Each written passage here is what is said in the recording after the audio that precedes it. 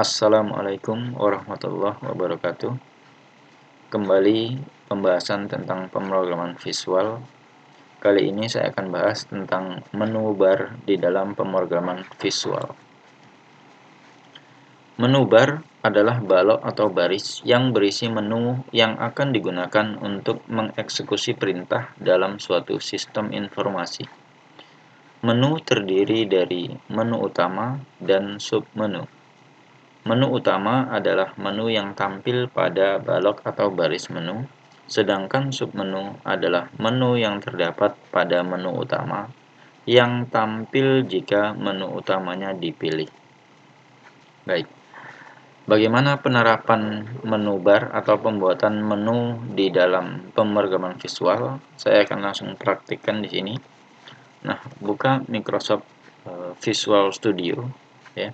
Nah, kemudian di sini kita buat, atau saya akan buat project baru. Nah, untuk nama project di sini saya buat saja menu bar. Oke, nah ini nama projectnya.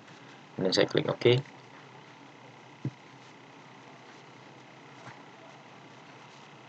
Baik, maka di sini sudah akan disediakan sebuah form, ya. Di mana form ini saya akan jadikan menjadi form menu, ya, dengan menggunakan fasilitas menu bar, ya, yaitu menu strip dan tool strip. Nah, untuk pembuatan menu, ya, di dalam Visual Studio atau Visual Basic, maka toolbox yang digunakan, ya, itu berada pada menus and toolbar, ya, atau di dalam command control juga ada biasanya, ya, tapi lebih mudah, ya, pencariannya itu dicari melalui menus and toolbar pada toolbox, ya, dimana di sini yang akan kita gunakan adalah menu strip dan tool strip, atau yang akan saya bahas di sini adalah menu strip dan tool strip.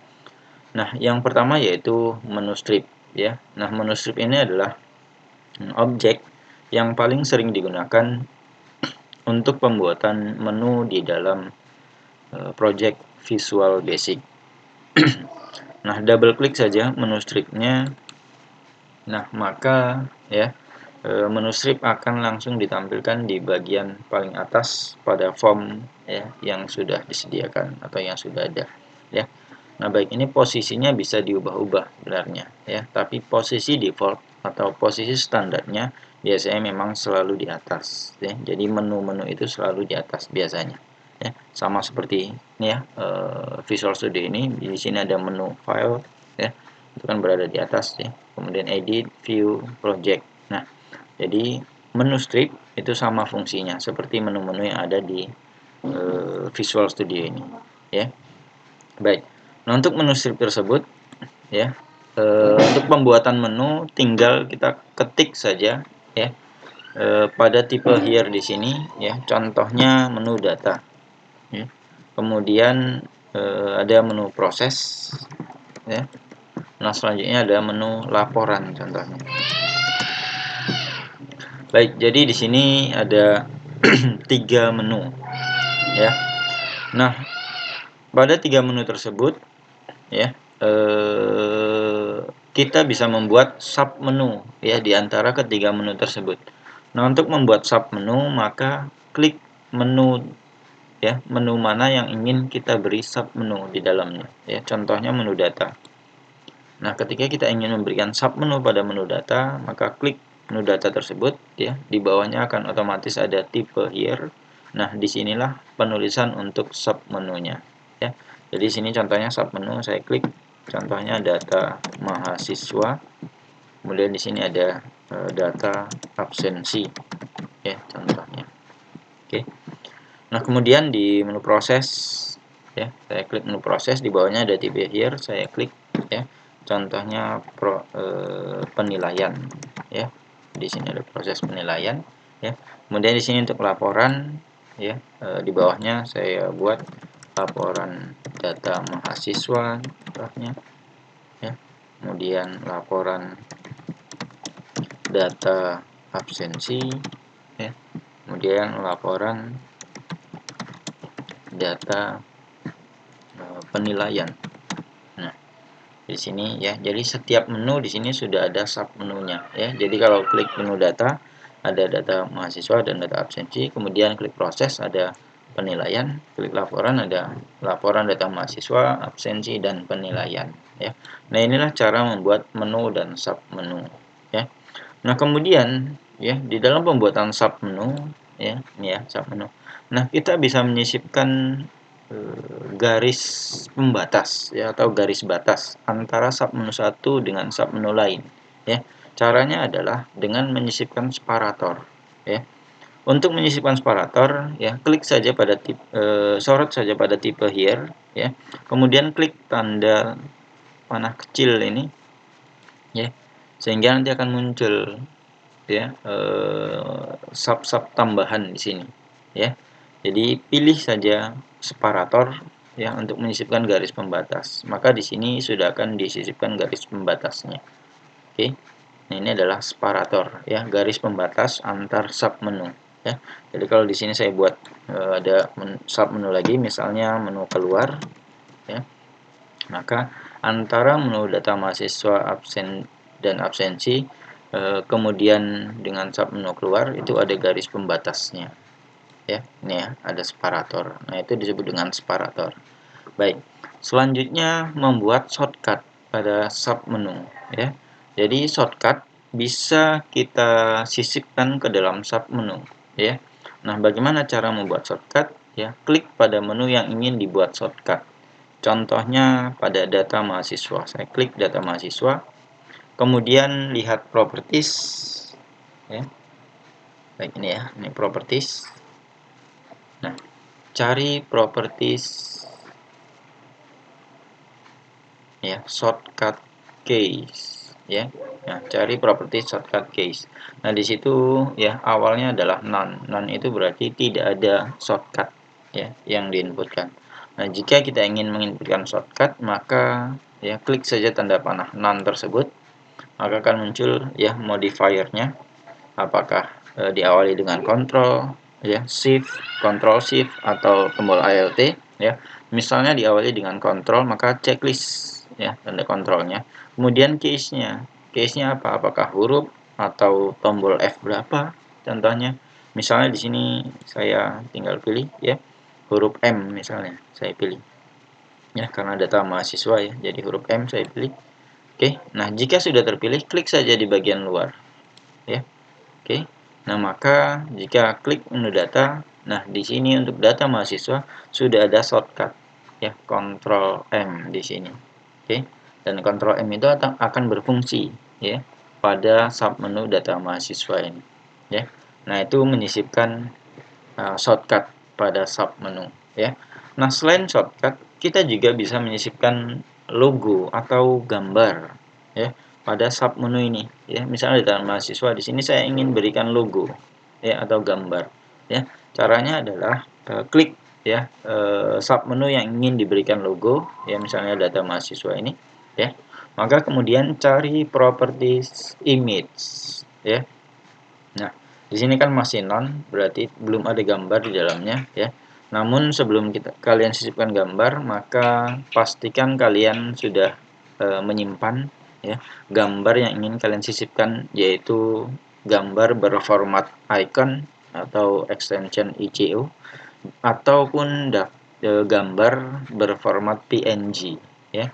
Jadi jangan JPG ya, karena JPG itu biasanya besar-besar gambarnya. Jadi di sini gambar-gambar icon saja ya yang bisa kalian sisipkan atau yang baik untuk disisipkan ya. Nah, contohnya di sini ya, saya klik ya tombol pada none ya pada menu image ya. Nah, kemudian di sini ya terpilih project resource file ya. Importkan saja gambar yang ingin disisipkan. Baik, di sini di file saya ini sudah terdapat gambar dalam bentuk icon ya. Ini ya. Inilah gambar dengan format icon ya. Jadi ekstensinya .ico atau PNG ya. Jadi ini contohnya PNG ya. Ada juga yang .ico sebenarnya. Oke. Nah, ini contoh gambar-gambar untuk icon ya yang bisa diinputkan ya. Oke.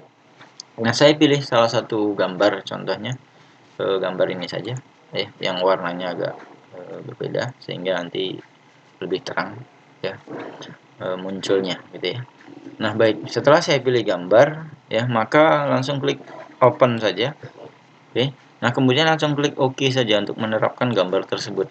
Ya, oke. Nah, jika sudah diklik OK, maka lihat ya pada submenu data mahasiswa di sini sudah ada image atau icon atau logo ya yang tersisip di dalamnya. Oke. Nah, itu fasilitas image ya, properties image ya untuk menyisipkan gambar di dalam submenu. Oke. Nah, selanjutnya ya untuk ya menu-menu yang ada di dalam form ini ya. Nah, form yang di dalamnya terdapat menu ya biasanya akan dijadikan sebagai form induk ya atau form utama ya, yaitu form yang bisa memuat form-form lain atau yang bisa membuka form-form lain di dalamnya ya. Nah, cara membuat form ini ya, form 1 ini menjadi form induk adalah dengan merubah properties, yaitu property isMDI container ya. Tapi pertama pastikan kalian aktif di formnya ya, jangan aktif di menu stripnya. Kalau kita aktif di menu strip maka isMDI container tidak akan ada ya. Oke, di sini I ya. isMDI container tidak akan muncul. isMDI container itu akan muncul jika kita aktif pada form ya. Jadi klik formnya, maka lihat di sini I ya. Nah, di situ ada pilihan isMDI container ya. Nah, di situ awalnya false, maka ubah menjadi true. Oke. Maka form akan berubah nantinya. Ya. Nah, kemudian yang perlu diubah kembali adalah window state ya. Di sini awalnya normal, ubah menjadi maximize. Ya. Nah, kenapa perlu diubah menjadi maximize? Agar tampilan form nantinya ketika dieksekusi itu satu layar penuh ya. Karena ini form induk, maka harus satu layar penuh ya tampilannya. Oke. Sehingga nanti kalau kita eksekusi ya. Baik, inilah tampilannya ya. Jadi di dalam form 1 atau form menu ini kita bisa memuat form-form lain nantinya atau memanggil form-form lain ya. Caranya adalah dengan mengklik menunya ya. Misalnya saya klik data mahasiswa ya, maka akan muncul form mahasiswa ya. Oke. Nah, bagaimana cara memanggil form mahasiswa tersebut ya?